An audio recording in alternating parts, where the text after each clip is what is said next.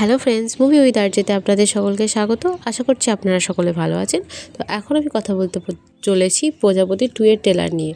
আশা করছি আপনারা এরই মধ্যে অনেকেই প্রজাপতি 2 এর ট্রেলারটা দেখেছেন। যারা দেখেছেন অবশ্যই আমাকে কমেন্টে জানাবেন আপনাদের কেমন লেগেছে। তো ভিডিওটি সম্পূর্ণ দেখার জন্য আপনাদের সকলের কাছে অনুরোধ রইল।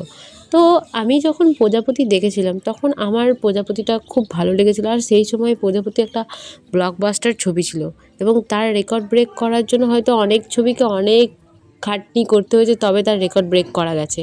তো এরপর প্রজাপতি 2টাও আমি এর ট্রেলারটা দেখলাম এবং এর ট্রেলারটা খুবই সুন্দর। টিজারটা যেমন সুন্দর ছিল, ট্রেলারটা তার থেকেও বেশি সুন্দর।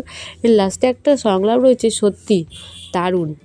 এবং আমরা এটাও আশা করতে পারি যে প্রজাপতি 2টাও একটা ব্লকবাস্টার ছবি হতে চলেছে এবং প্রজাপতি 1-এর রেকর্ড ব্রেক করতে চলেছে এই মুভিটাই।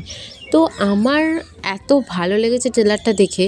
এখানে ট্রেলারটার মধ্যে খুব সুন্দরভাবে ডিজাইন করেছে এবং প্রত্যেকটা মোমেন্টকে, কিছু খুশির মুহূর্ত, কিছু দুঃখের ইমোশনাল মুহূর্ত যেগুলো খুব বেশি ওয়ার্ক করছে এবং খুব হার্ট টাচিং, যেগুলো সত্যি আমাদের জীবনের সাথে রিলেটেড। সিনেমাটার মধ্যে দিয়ে একটা বাবার যে স্ট্রাগল, সেটা যা সুন্দরভাবে তুলে ধরেছে। এবং আমরা প্রজাপতিতেও দেখেছিলাম যে খুব ভালো তুলে ধরেছিল, আর এই প্রজাপতি 2তেও আমরা বাবার সেই স্ট্রাগলটা, যেটা কোনো ছেলে মেয়ে আমরা ফিল করতে পারি না, যে একটা বাবা কাঁদছে, সেটা যে কতটা হার্ট টাচিং ব্যাপার হতে পারে সেটা হয়তো আমরা রিয়েলাইজ করব যখন হয়তো আমাদের সামনে সেই মুহূর্তটা ঘটবে। তো এই মুভিটার মধ্যে দিয়ে খুব ইমোশনাল জিনিসগুলোকে দেখিয়েছে খুব সুন্দরভাবে এবং এখানে জিনিসটাকে অনেকটা বড় করেছে ট্রেলারটা। অনেকটা পার্ট হয়তো বুঝিয়েও দিয়েছে, বাট হয়তো অনেকটা পার্ট রেখেও দিয়েছে, যেটা আমাদের এখানে সিনেমা হলে গিয়ে দেখার জন্য ইন্টারেস্ট জোগাবে। এবং সে মুভির কন্টেন্টটা যদি ঠিকঠাকভাবে মেকিং করতে পারে এবং ঠিকঠাকভাবে ক্রিয়েট করতে পারে, এই মুভিটা দেখতে এসে প্রত্যেকটা অডিয়েন্স কাঁদতে কাঁদতে বাড়ি যাবে, কারণ এত বেশি ইমোশনাল জিনিসগুলোকে দেখিয়েছে।